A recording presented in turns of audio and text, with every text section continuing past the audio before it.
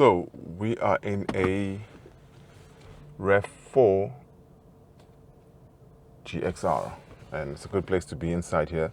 This is the latest, not the latest, but the last facelift model, 2024 and 25, and this was the facelifted model, and it is just before the new one, which just came out in 2026, which is a completely new model. So let's have a look inside, and I've been driving this car for the past 5 months, and I've got a few more days before I return it. So obviously I'm trying to get a summary of it and trying to communicate these past 5 months of my experience with it. I have truly enjoyed it, and it's a car that I would personally buy, but enough of me. Let me just show you around a bit. I'm in a parking lot. It's a rainy day out here, but I might as well do it because I'll never get a chance before I have to return it. So let's see up front. It's going to be a quick walk around before I find a good spot so that I can do this properly and well. But this is a R4 E4, which is for, it assists. Essentially what happens is it's an all-wheel drive, which is assisted by the electrical mode, so in the hybrid here. So this is a hybrid electric vehicle. So essentially it's a 2.5 liter engine that has an electric motor in it. And what it does is, with the E4, every time the vehicle needs traction from the back wheels, the electric motor assists with that instead of a traditional all-wheel drive, which is mechanical. So this is more electric assisted all-wheel drive, and it's great. I enjoy it. All right, let me pull out of this parking lot and drive around and see if we can find a better spot. But this will give us the chance to get a feel of the car on the road and get a feel of the car on the highway, and so that I can share what my experience has been with it. So let's see if we can. So right now it's using the electric mode. That's why I'm looking around a lot, because in parking lots people don't hear it, So, and I'm moving back, forward. There is a camera. I hope you saw that, and the camera does assist. But like right now, I'm at 10 kilometers per hour, and it's just low. You're creeping through the parking lot, and people are walking up and down, and you don't want to be hooting at people, but it's what it is. I don't mind it per se, but I do find it that people don't hear it, and I don't want to be responsible for knocking down people in the parking lot. But anyway, we're around the school here, so there's a lot of parking here. And it's, what time is it? 1:30, so people are going to be picking up their kids. So let's get out of here before we get caught up in this commotion. Let's look around, got the zebra crossing for the kids, trying to obey the rules of the road.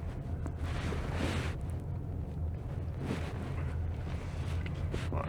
And this is one of the tiniest roads I've been, and we're still at the electric mode. I don't know if you can see, but the EV is still on, and we're at 20, almost 25 now.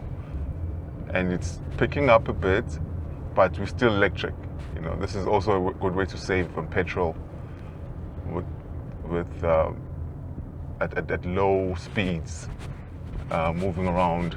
That little grow is the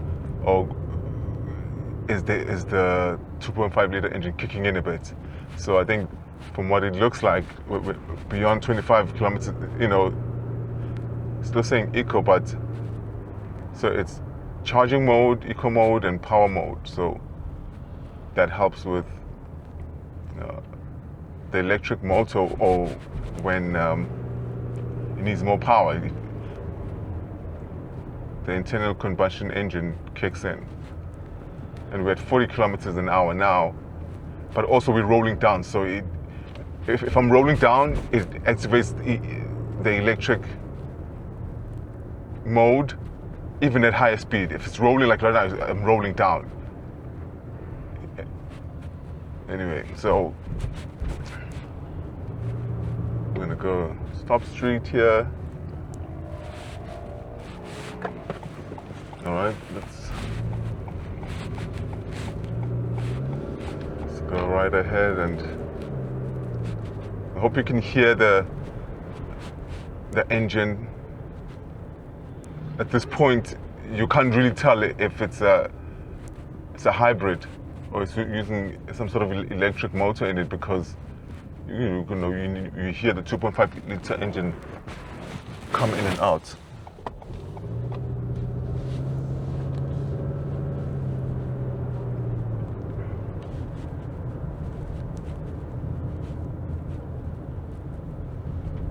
I wanted to come through a busy intersection just to show the stop-start and how it maneuvers. We're going to move over to this lane, and it's a bit quicker. And we're going to move through traffic, and it's very responsive within these movements in traffic situations.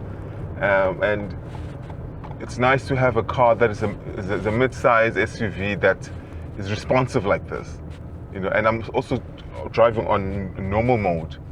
I haven't even activated sports mode, and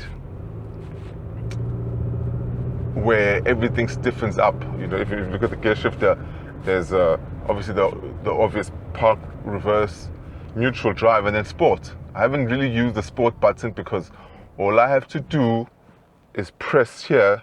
No, sorry, just turn this, and then it's red now. So this is sport mode, and if it was stuck, you would see that this button is red as well. If I want to go back to normal mode, I just press here, and it's normal, blue, and then red.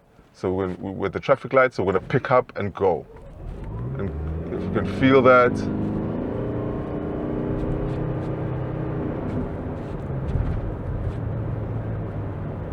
pretty impressive for a car this size and a car at this price point. This car brand new was about 750,000 rands. In South Africa, it's kind of a premium SUV as opposed to the rest of the world.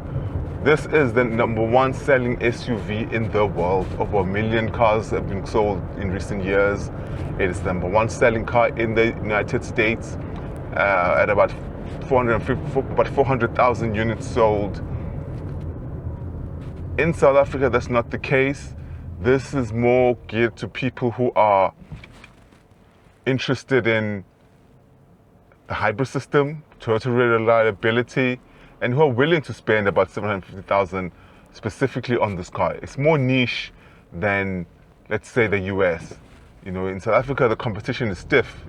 At that price point in South Africa, you can really get other vehicles of similar or better value. The Honda CR-V, the Jetour T2s, the VW Tiguan.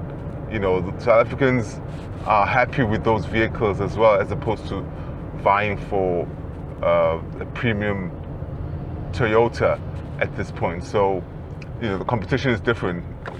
See this old school Hummer trying to maneuver. So, I've seen a few of these around, but I haven't seen a lot. And it really feels like, oh, you understand when you see each other on the road, but yes, it's not as popular as the rest of the world.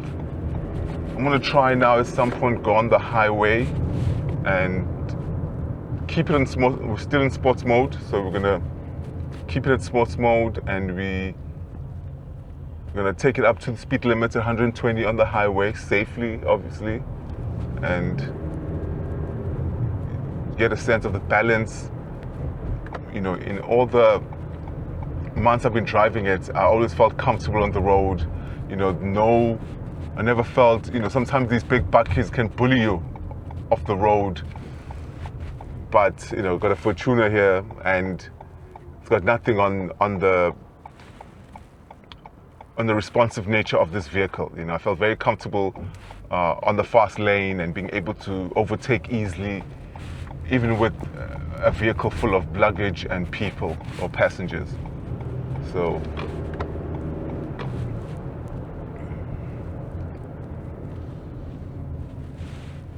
Let's make sure we're in sports mode and safely merge so we can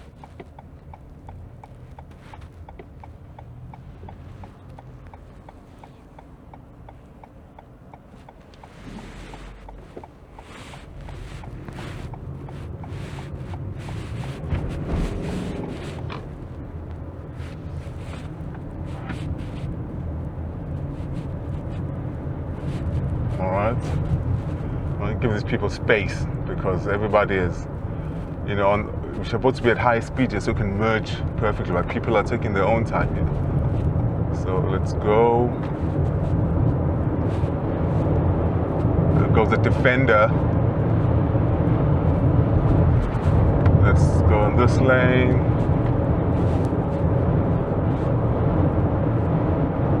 So with 100 kilometers an hour right now.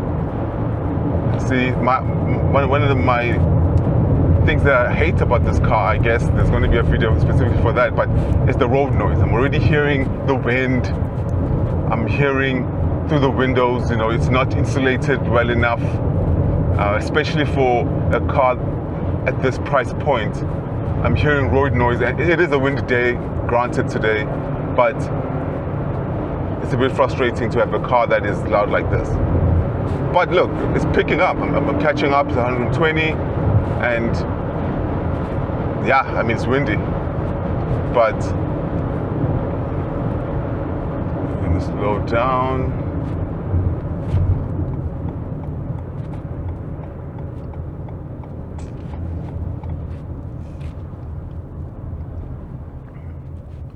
I didn't expect these roadworks here.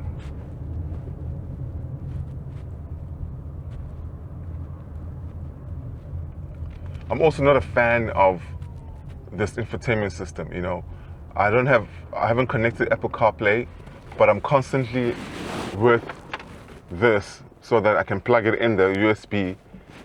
In here, the C-type plugins, but USB is there, and I always have to have this because sometimes the Apple CarPlay doesn't connect via Bluetooth. You know, it freezes. I mean, yesterday I was trying to make a video about 5 things I don't like, and it jammed twice, you know, and I couldn't even get the screen to be responsive.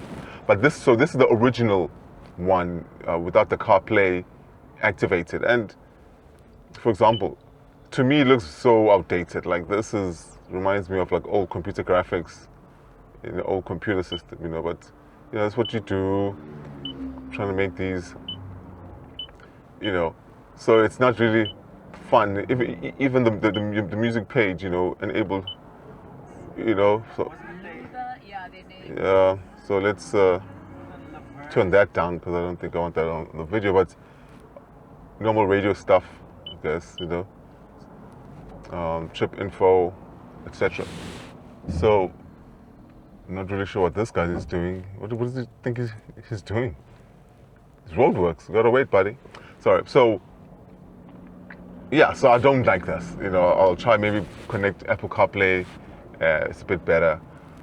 Yeah, and then also another thing I don't like is I've said the road noise. I'm saying this is you know, I've had a few slow punches in this vehicle, and I don't know if it's because Toyota has a threshold of where the tire pressure has to be for the car to signal with the sensors that the tire pressure is low in one of the tires, but I think the manufacturer says it must be 2.3 bar here in these 4 tires, and I think when I was driving at 1.8 possibly, and just because I just have a consciousnness of always trying to make sure all my tires are good before trips. I've taken this car to Joburg a few times and other places, so I always have to verify myself. But it would be nice to have it pop up, even if there's a minor change. So I don't want to attack Toyota about this because they might have a threshold that maybe I haven't reached. You know, maybe if it gets to 150, 140, then it signals. I don't know. But what I know is that I've had slow punches and I didn't get any signal, as opposed to other manufacturers where as soon as there's an imbalance, it shows you, it tells you, and you can make a decision. But at least you see that, oh, tire is low. What's going on here? Figure it out. If there's a slow puncher, or if it's something is up. So I don't like that. I didn't like that. So as much as Toyota is reliable and I enjoy it and I'm confident in it, whenever I go, I always have to make sure that I physically check the tires and make sure, even along the road trips, when I stop for petrol, I have to kind of stop, walk around and look, and and then guesstimate basically if it's like, what does it feel like, what does it look like. And even when I'm driving, I have to kind of like guess if it's because of the wind, or if it's because I'm taking the bend at higher speeds, or it's because something is wrong. Because I don't know, so that's not fun. Anyway, so let's pick up some speed and ride up this Defender over here. We're at 110 kilometers. I don't know I hope you can hear the engine pushing, but also the wind noise, and that's a problem.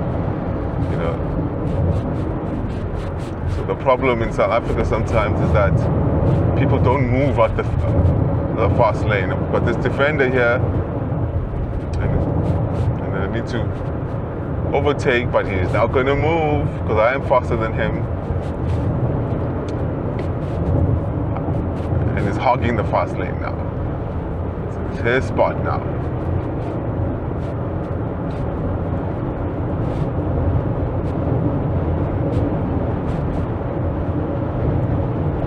Alright, so I'm going to do the thing, and see.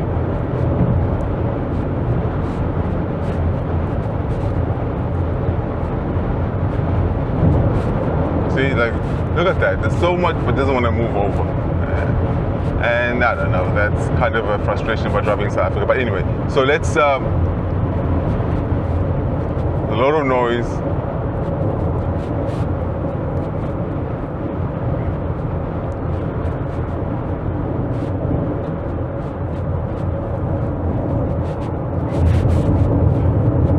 Tires are 18-inch, so they're comfortable enough, and they're not too much of a low profile. But let's go to this lane, because we are not gonna, and this is dangerous driving. But what can you do when people don't want to move? And that's the problem with driving here, and I'm gonna, and what I've done here, it's not safe, it's not even recommended, but people don't want to move, and we don't want to get yourself in a road rage incident where you're flicking somebody and they get aggressive. So I always choose to just get out the way and just keep going, because you're not going to have an argument, and you're not going to teach somebody to move over the left lane. Keep left, pass right. I mean, that's pretty much what the command is. But anyway, let's keep moving. So we're going to get off the highway now, and so we got a taste of what the highway feel is like for this vehicle. It's not a particularly clear and nice day. It's raining to be taking this video, but let's do the best we can with what we have and get as much footage as we can.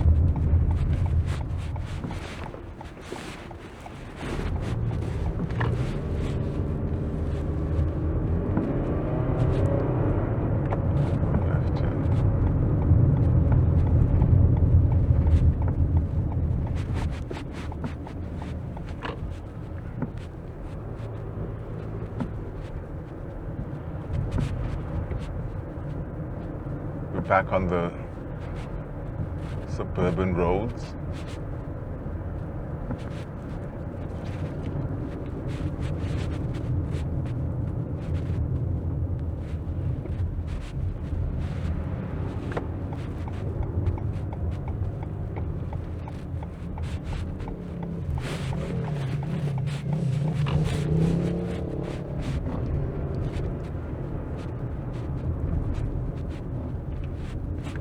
You saw how I took that. It's very responsive for a car this big. And I'm going to make a stop here and do a proper walk around and a thorough understanding what vehicle we're in, and see what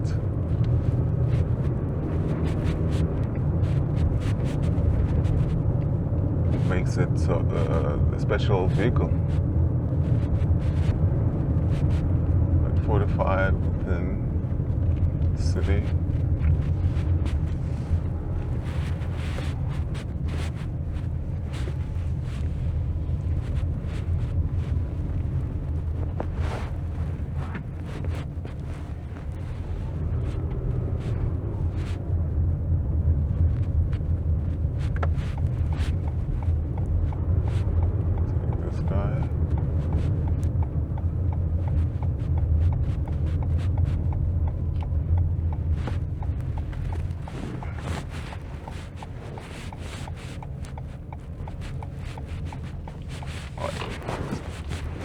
Right here.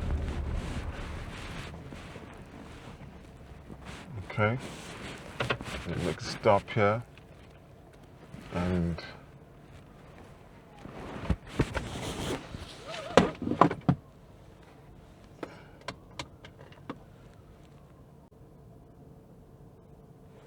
all right, let's do a quick walk around.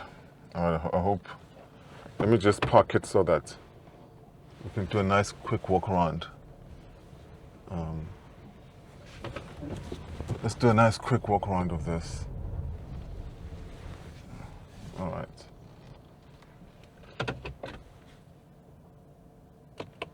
All right, let's put it back on normal drive.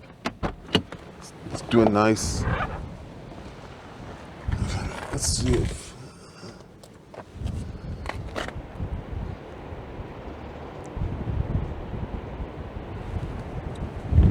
I hope you can see me, yeah. It's not bad, so let's do it. So,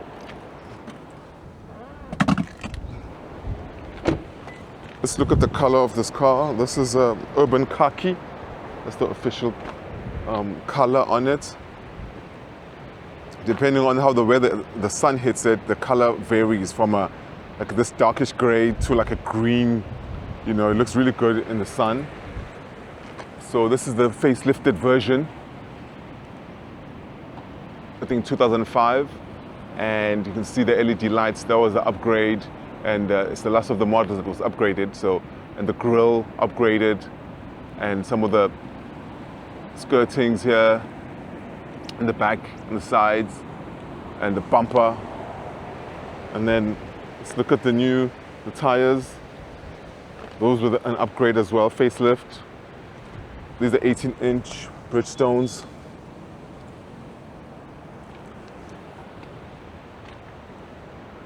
Hybrid electric vehicle. So this is a 2.5 liter, as I've mentioned before, and it is assisted with an electric motor. So the design looks very slick, very edgy, with all these kind of edges here. And it has done the RAV4 justice, because this looks adventurous, this looks attractive to people who love that rugged Toyota vibe, from the Land Cruisers to the 4Runners, which are popular in the States. People who like Fortuners, but this is a bit lower and it feels more planted than a Fortuner would. And then also, let's look at these badges. So obviously the RAV4, I've explained the E4. It's Toyota's all-wheel drive with the focus on it being assisted by the electric motor, the GXR, which is the top of the range of this spec. And then the 2 exhaust pipes. They look very menacing, but what I found is that they compromise on the clearance. If you can see it hangs a bit lower than the car. So this gap here makes it so that it scrapes at times if you are going off-road. It doesn't even have to be off-road that much for it to be this way. So I wasn't a fan of that. I've had a few, it's dangling here. So, but I do love the black trimmings, the roof rack. It's an adventure vehicle, and it's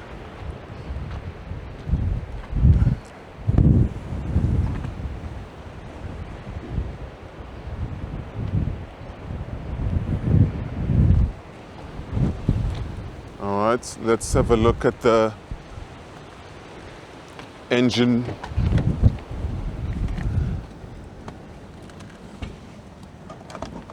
There we go.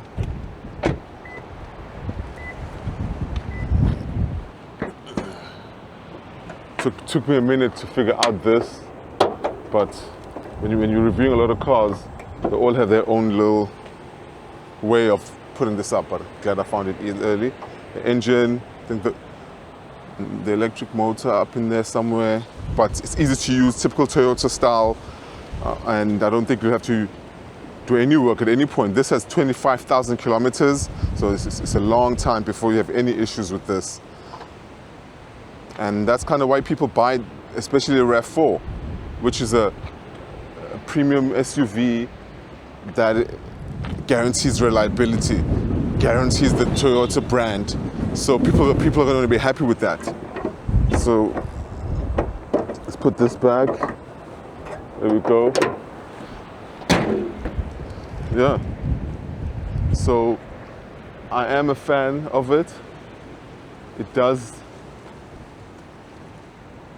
5 months of using it. I only have a very few things that I hate about it, as I've mentioned, infotainment.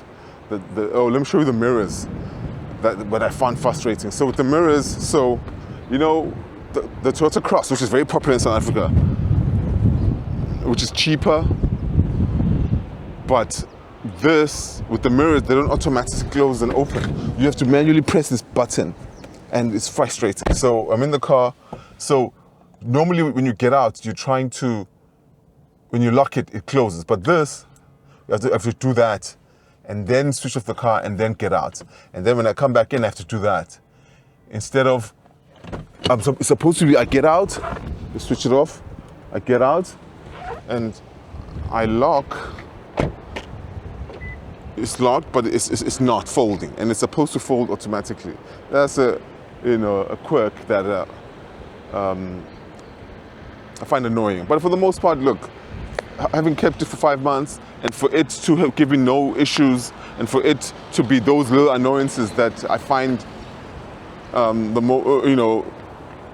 problems with, except anything else, is a good sign. Just went for a car wash, spare tire here, good spacious boot. Probably can put 2 suitcases, 2 full-size suitcases, and 2 carry-ons. So that's pretty handy and efficient. And then you can just cover it up here nicely, easily. So let's go at the back. This is let's put this in the trunk.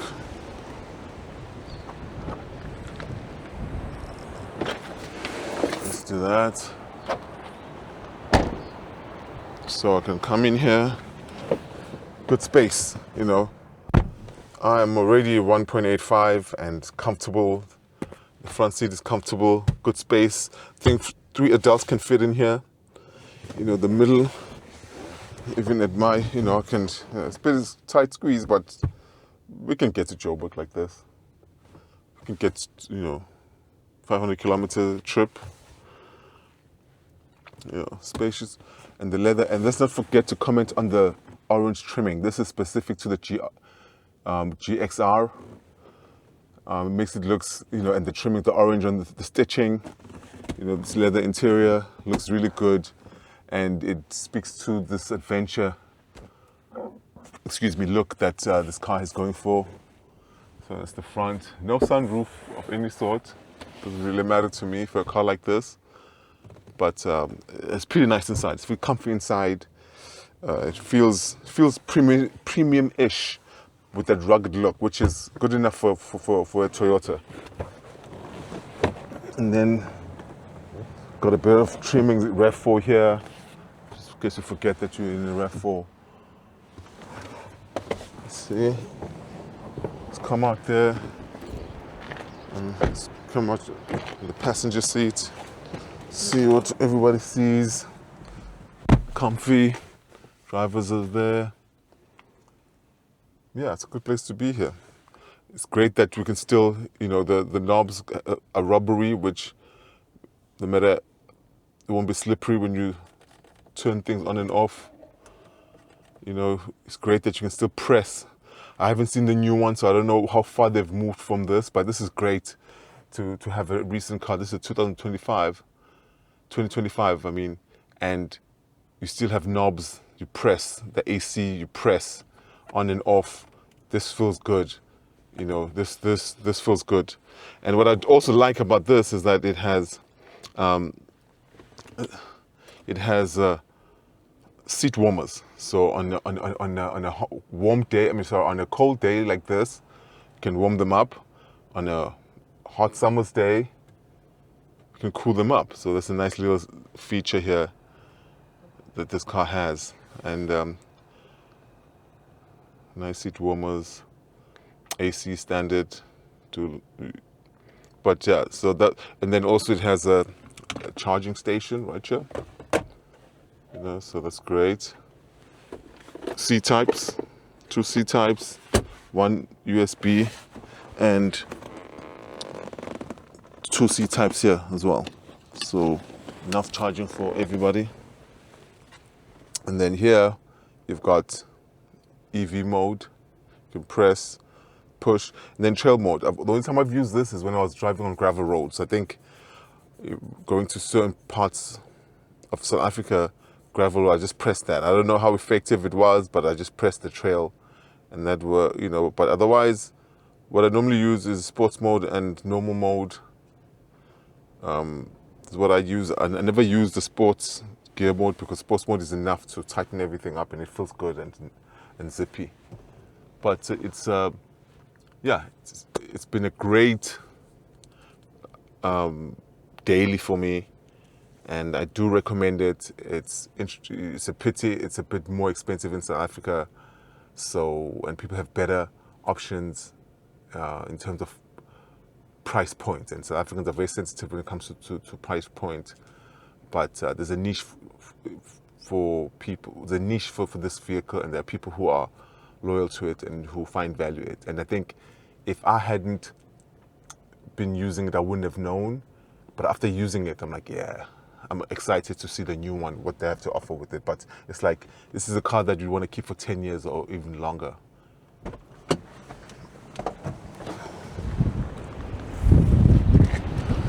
No.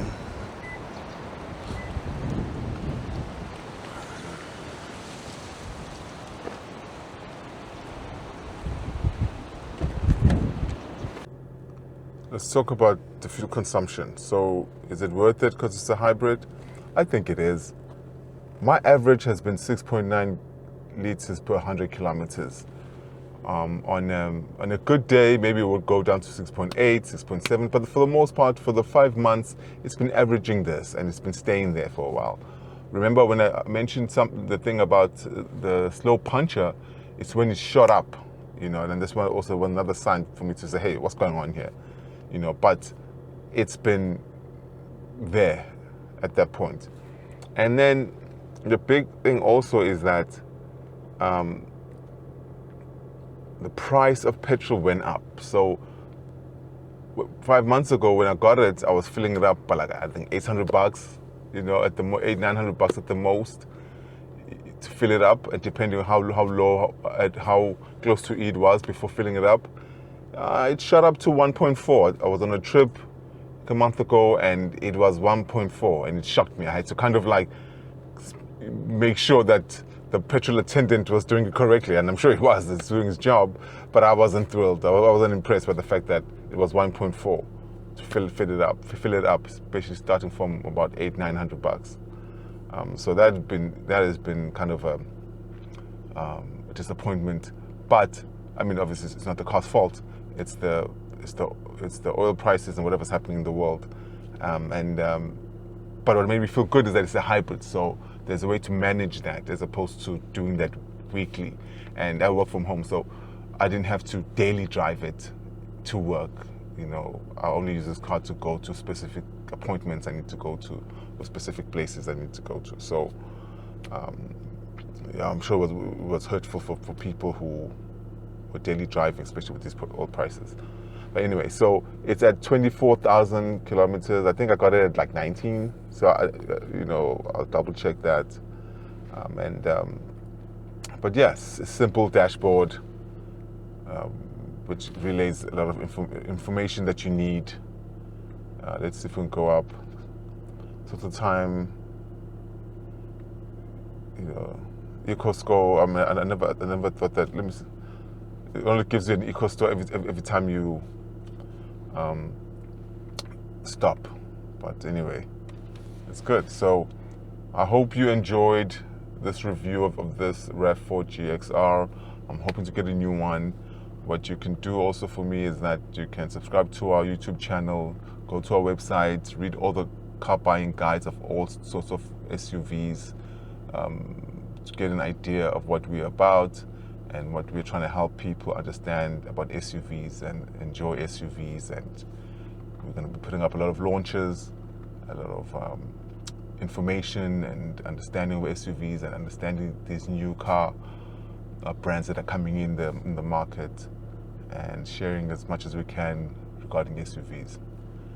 Thank you for taking the time to watch our videos, and see you on the next one. Thank you.